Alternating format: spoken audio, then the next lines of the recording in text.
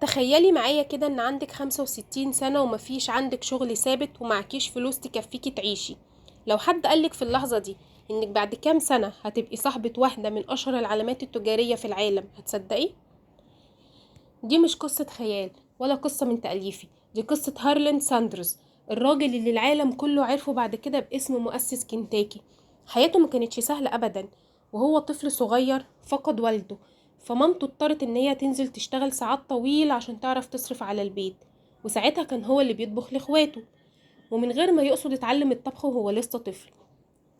كبر واشتغل في شغلانات كتير جدا، اشتغل مزارع واشتغل سواق واشتغل بياع تأمين اللي هو زي السيلز بتاع التأمين، واشتغل راجل إطفاء واشتغل عامل في السكة الحديد، وكل مرة كان بيفتكر ان دي البداية، يجي يحصل حاجة.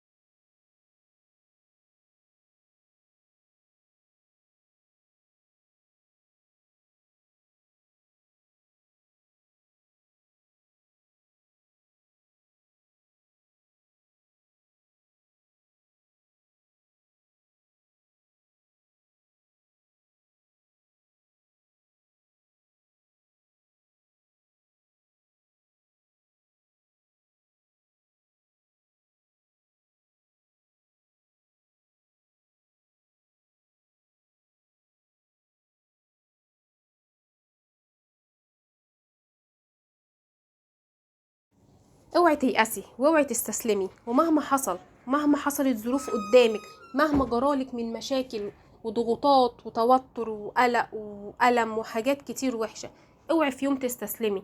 الاستسلام الحقيقي والفشل الحقيقي بيجي في اللحظة اللي انت قلتي فيها خلاص انا مش هكمل، انا لحد كده وكفاية قوي. اعرف واحدة من الناس كانت بتحاول وتحاول وتحاول وكل لما يحصل مشكلة في الشغل اللي هي فيه او في المشروع اللي هي عملته تروح تفتح مشروع تاني وما بتيأسي، بالعكس، كل مرة كانت بتفشل بترجع اقوى من المرة اللي قبلها، وبيبقى عندها اصرار وعزيمة اكتر من المرة اللي قبلها. انتي خليكي كده، خلي عندك اصرار وعزيمة. عايزة اقول لكم ان دي دلوقتي بقت واحدة صاحبة اشهر قناة على اليوتيوب، القناة ما شاء الله معدية ال10 مليون متابع، وعلى الانستجرام عندها اكتر من 3 مليون، وعلى الفيسبوك نفس الكلام اكتر من 2 مليون.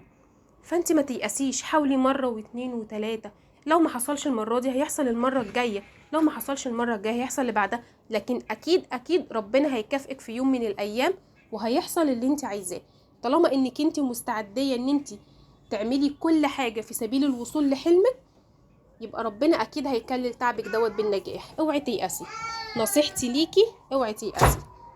كتر المحاولة خدي بريك، مش هقولك ما تريحيش، خدي بريك على قد ما تقدري ان انت بعد كده تشحني طاقتك وترجعي تاني تكملي يومين 3 اسبوع شهر، شوفي انت طاقتك هتستحمل لحد فين، خدي البريك ده وارجعي حاولي من اول وجديد، وصدقيني صدقيني صدقيني ربنا عمره ما هيضيع تعبك.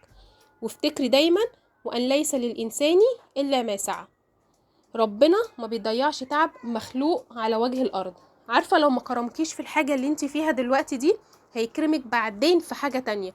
لو انت بذلتي مجهود كبير جدا جدا في الحاجة اللي انت بتعمليها دلوقتي ما لقيتيش نتيجة، الحاجة اللي بعدها هتلاقي التوفيق سهل جدا جدا من عند ربنا، جايلك من حيث لا تحتسبي. والله العظيم يا جماعة، ودي مواقف كتير جدا جدا عدت قدامي وانا مريت بيها، بتأكد لي الكلام اللي انا بقوله لكم ده مش كلام انشا. اوعي تيأسي ولا تستسلمي. وخليكي دايما فاكرة حاجة مهمة قوي قوي، ان ربنا ما بيحاسبناش على النتيجة ولا بيجازينا على نتيجتنا، لا، ربنا بيحاسبنا على سعينا، واحنا تعبنا قد ايه علشان نقدر نوصل للمرحلة اللي احنا فيها دي. ممكن حد يوصل للنتيجة دي بسهولة جدا، لكن يا ترى ربنا هيكافئه زي الشخص اللي تعب وسعى وبذل قصارى جهده علشان خاطر يوصل لنفس النتيجة؟ طبعا لا. ربنا بيحاسبنا وبيجازينا على السعي مش على النتيجة، وده من رحمة ربنا بينا.